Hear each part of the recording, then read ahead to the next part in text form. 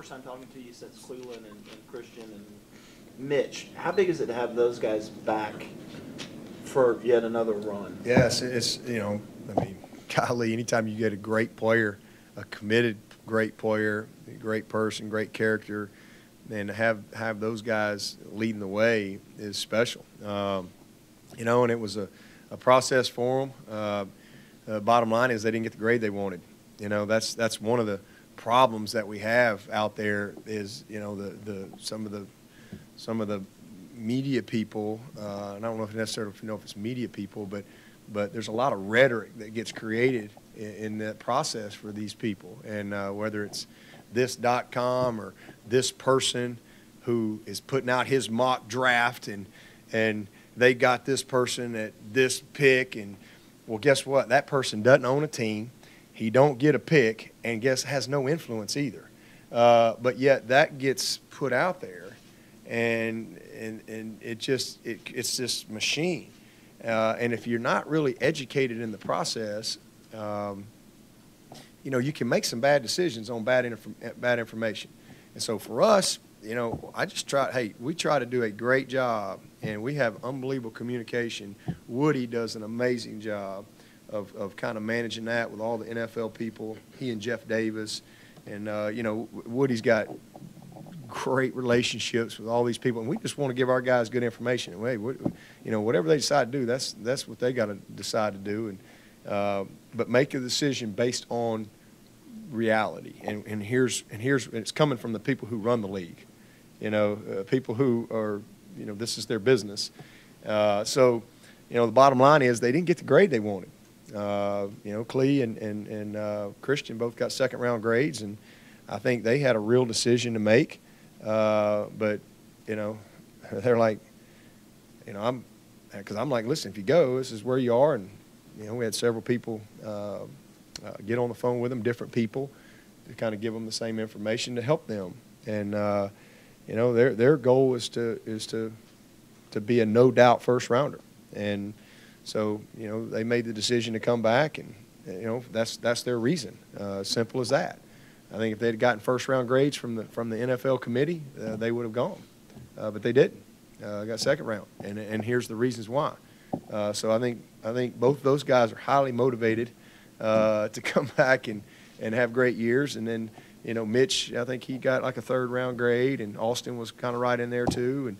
And Mitch just kind of thought about it for about 30 seconds and said, well, I'm coming back. And, Austin, I think, had a little deeper decision on it, but it is what it is. And so I know this, I was saving scholarships for them, that's for sure. I was going to make sure they had an opportunity to stay here if they wanted to. And just glad that those guys stayed. And then we got, we had three guys decide to leave. And again, guys make their decisions. Ray, that they give you a first round, second round, stay in school. This is what they tell you. And sometimes guys get stay in school grade, but they choose to leave, and they have their own decisions. And again, my whole thing is just making sure that they truly understand their situation, the reality of the decision, the possibilities, and as long as they're at peace with all that, and hey man, you support them. I mean, these guys have been awesome for us. Ray had his best year. I think he's got a lot of talent. He's got a bright future, and I don't have any doubt that he's good enough to play at the next level. Same thing with Van. Van is a very talented player, and he understands his situation and his reality. But this is something he felt like he was ready to do, and so my big thing is that they finish school. That's the big thing. To me, that's what I owe them, and I tell them that's what you owe me. That's what I want from you. I want you to make sure. I want to make sure that box is checked, and so at some point, we're going to get that done. And then Dion is just ready to go be a pro, and that's just what it came down to. I mean, he's ready to go to work, and I don't have any doubt somebody's going to get a good one in him, and he's got a bright future. His best football's in front of him. Ray played running back. He's only played 2 years of receiver. Dion played quarterback.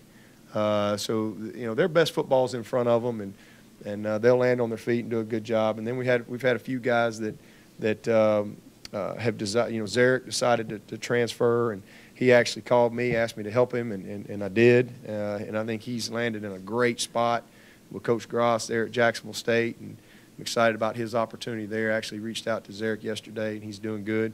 And then, from time to time, sometimes other people's decisions can impact different decisions. And, we've had a couple of D linemen that are going to move on, Sterling and Jabril. But they're both graduating. Jabril's already graduated. He got his degree in December, and Sterling's going to graduate this summer. And, it's just a football decision. These are great young men that are in great standing with our program that want me to help them, and I'm going to help them forever because they're our guys. They're Tigers. I don't care where they play the last year of football. They've done to me that you come in here and you handle your business and you graduate. You've earned that, and so they'll.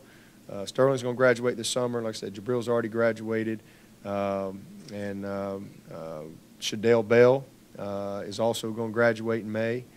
C.J. Fuller is going to graduate this summer. So we got a few guys, and I always plan on those guys staying. That's just how I run the program. I don't project guys leaving. I can't operate that way. I'm committed to the guys here. That's who I'm committed to. And now from time to time that a guy decides to move on and he's going to have his degree. Listen, that's a decision on them, and I support them if that's what they want to do. So that's a little bit about what's going on off the field, but I mean we're in a great spot, and again got a great group to go to work with here in a few weeks. Other than his size, can you think of a reason why Ryan Carter was snubbed from the NFL Combine invite? I can't think of one reason. That's a joke. It really is. In fact, I just found that out yesterday. Woody told me that. But guess what? Adam Humphries was snubbed too. Nobody invited Adam Humphries to come to the Combine. And, in fact, I need to call Ryan. I didn't even find that out till last night, so I'm sure Ryan's bummed. But Ryan Carter can play. Ryan Carter can play. There's a bunch of guys going to that Combine that they couldn't beat Ryan Carter out. So I can't answer the question. I know that. I'm not sitting speculation. I know it. This kid is a baller. And, but we've had a lot of guys like that. And it's like I told Adam, you ain't going to get invited to the Combine. Nobody's going to talk to you at our pro day, but you're going to make it. You just keep being who you are. When you get in between the lines, you got everything you need to be successful. Well, he started for 3 years now in the NFL. He's a tryout, walk-on, free agent. So, Ryan's going to be just fine. If somebody gives him a fair, legit shot, he'll make it because he is a very smart player. He can play either safety. He can play either corner. He can play nickel. He can play dime. He is a very, very bright football player with great instincts and toughness, and has played well against some of the best. So he'll get a shot. I'm sure, like I said, he's disappointed, especially when you probably look at the roster and you see some of these people that are getting brought in there that don't have near the resume that this guy has. So I don't know why, but I think it's a joke. But I do think that he'll be ready when his time comes.